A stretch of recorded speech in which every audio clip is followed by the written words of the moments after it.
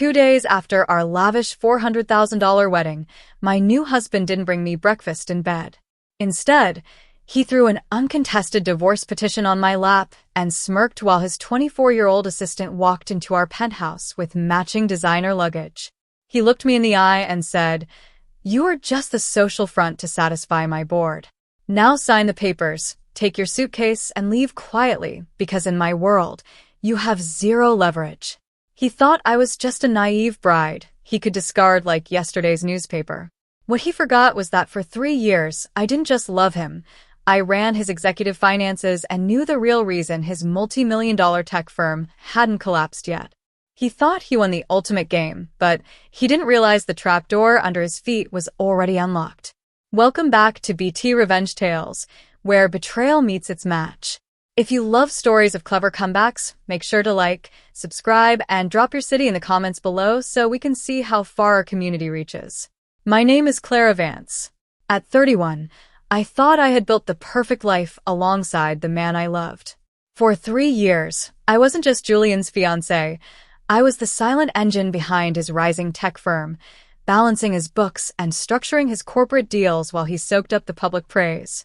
When we exchanged vows in front of 300 guests on Saturday, I believed our empire was sealed in gold. 48 hours later, that fantasy shattered on our marble kitchen counter. Julian didn't even bother to take off his wedding band before dropping a thick legal packet in front of me. Standing right beside him was Chloe, his 24-year-old assistant, smirking as she set her designer luggage near the foyer. "Let's not make a scene, Clara," Julian said, his voice stripped of every drop of warmth. The wedding satisfied the board's family man requirement for the merger. Now it's time for reality. Chloe and I have been together for a year, and she fits my future. You don't. He leaned down, his eyes cold and patronizing. "Sign the uncontested divorce. Take your clothes and leave. You have zero leverage here." I didn't scream, and I didn't shed a single tear. In business and in war, the person who loses their temper loses the game. I simply pulled out a sleek silver pen from my handbag and flipped slowly through the divorce agreement. Julian watched me, crossing his arms with an arrogant grin, convinced my silence was the shock of total defeat. Chloe leaned against the doorframe, already admiring the penthouse view she thought was hers. "I'll sign today under one condition," I said evenly, pointing to the property schedule.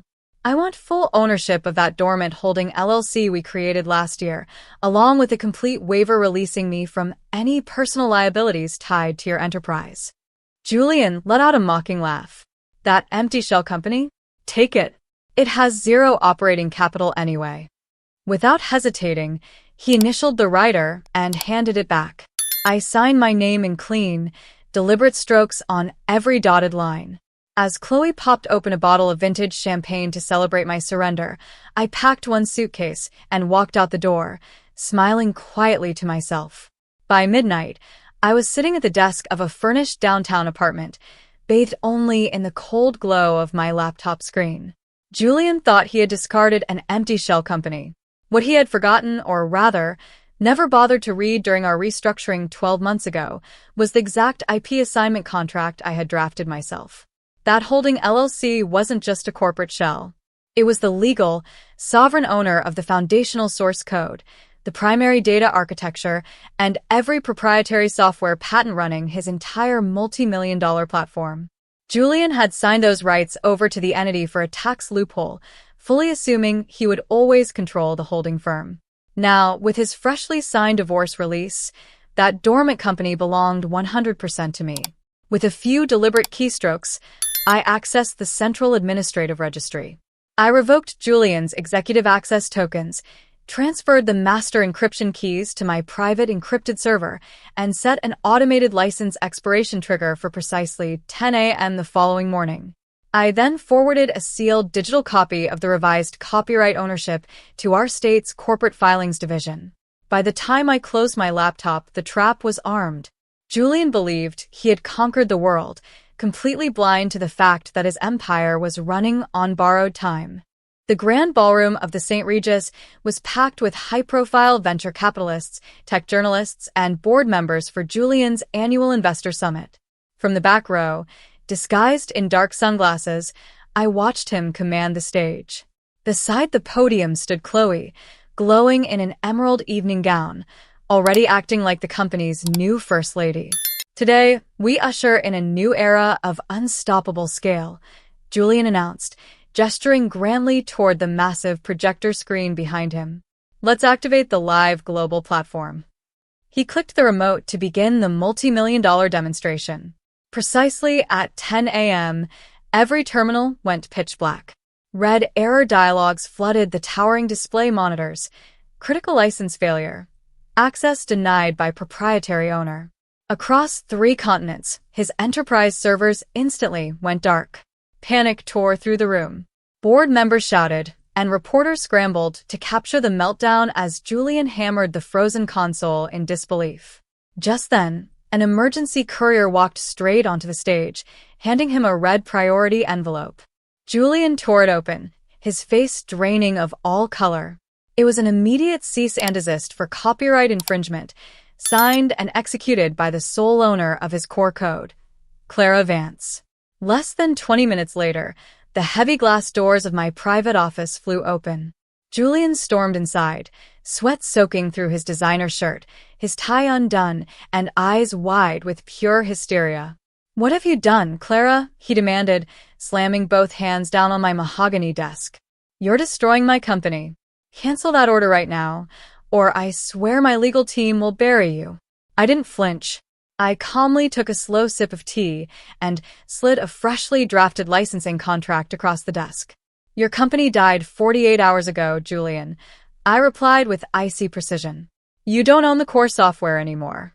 My terms are simple: $500,000 a day for operational access, or remain dark and face immediate shareholder litigation for fraud." Before he could form another threat, his phone vibrated loudly on the table.